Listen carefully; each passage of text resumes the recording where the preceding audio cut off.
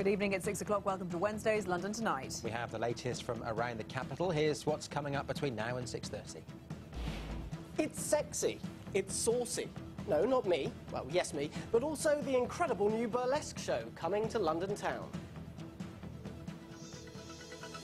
Now then, this is all about something that was once the preserve of the small stage cabaret. But for a certain Miss Dita Von Teese brought it to a wider audience.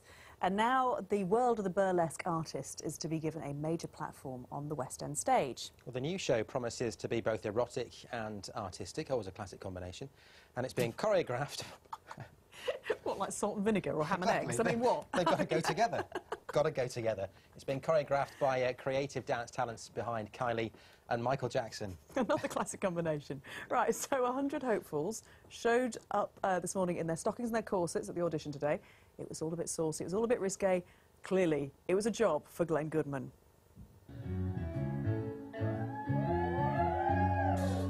A century ago, it was considered one of the lowest forms of entertainment, where dirty old men would leer at women of questionable morals. But burlesque has undergone a massive revival. It's now considered quaint, quirky and artistic. In the audiences today, you're much more likely to find women and gay men than lads out on stag do's.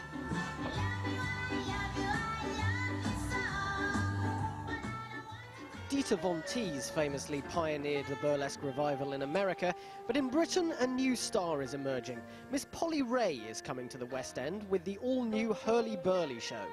Her previous shows have been all singing, all dancing extravaganzas. Oh yes, it's not just about taking your clothes off, it's about the spectacle, the music, the aesthetics, and the taking your clothes off. Burlesque is something that's celebrating the female form. It's something that's very, very empowering to women, and I think that that's obviously an inspiration to them, and that's why it's become so popular. How long have you been doing it then? About 4 years.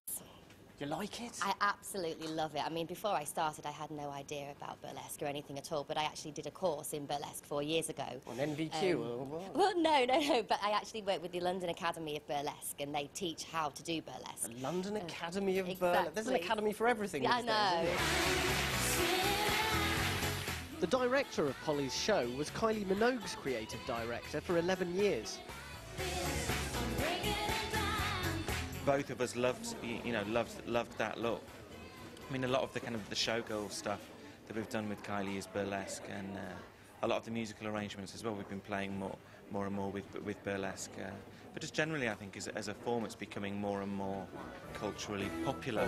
4, 5, 6, 7, 1. Today they're holding auditions for the show, open to all ages, all backgrounds, all abilities.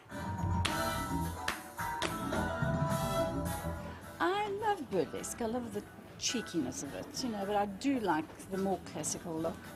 You know, you can get a common look as well. And the classical is beautiful, and a woman's body is beautiful. All the strip clubs I've worked around in the world, and there aren't many sexy girls. They've learnt how to do striptease, but they haven't got the natural sex appeal, and there's a lot of girls here that have, so that's quite nice to see. Can you tell me what numbers are you, please? Number 4. Number 54. Number 13, all right? So you're comfortable with nudity then? Oh, very comfortable indeed.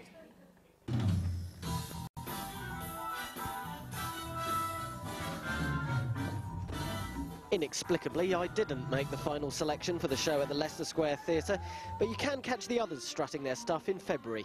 Glenn Goodman, London Tonight, Soho. And now Robin's here. I don't know what to say. How do you get from one to the other? I've got a burlesque game.